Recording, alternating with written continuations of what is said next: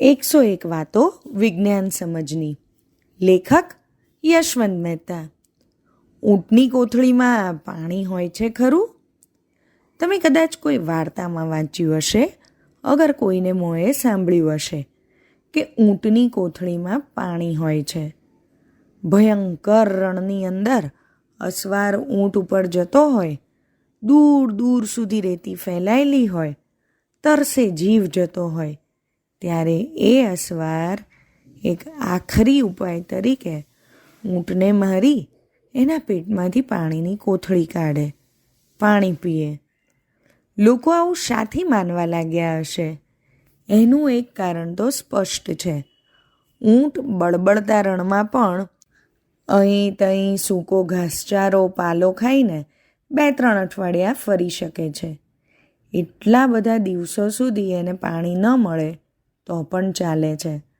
આ જોઈને લોકોને થયું હશે કે ઊંટના પેટમાં જરૂર એક કોથળી હોવી જોઈએ જેમાં તે પાણી ભરી રાખે છે.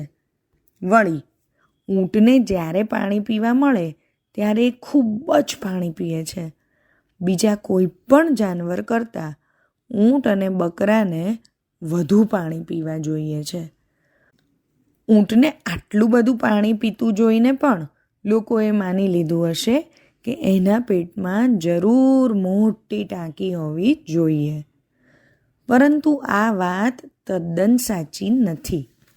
ચોખ્ખું પાણી ભરી રાખવા માટેની કશી ટાંકી એના પેટમાં હોતી નથી.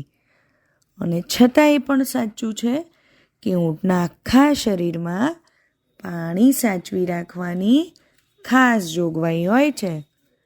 એની ચામડી નીચે એવા પોલા કોષો હોય છે કે જેમાં પાણી ભરાઈ રહે છે. એટલું જ નહીં, ઊંટની હોજરીની અંદર નાના નાના પરપોટાનું આખું પડ હોય છે.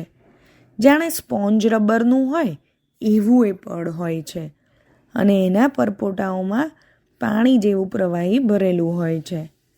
આ કંઈ ચોખ્ખું પાણી નથી. ઊંટના શરીરની ચરબી ને એવું બધું એમાં ભળેલું હોય છે. છતાં જેમને પ્રાણી જ ખોરાકની સૂગ ન હોય એવા લોકો આ પાણી પી શકે છે. હવે જોઈએ રણની વચ્ચે તરસે મળતા મુસાફરની વાત. ઘણા વખતથી ભૂખથી પીડાતા મુસાફરમાં મૂળે ઊંટને મારવાની ને ચીરવાની તાકાત જ ન હોય. છતાં ધારો કે એટલી તાકાત હોય તો પોતાના ઊંટને મારવાની મૂર્ખાઈ એ ન જ કરે. ભયંકર રણની વચ્ચે પાણીથી જીવ જતો હોય એવી હાલતમાં 1-2 વાર ઊંટનું પાણી પીવાથી શો દાડો વળે? ઊંટને માર્યા પછી તો પગપાળા જ ચાલવાનું ને. એવી રીતે કેટલે પહોંચાય?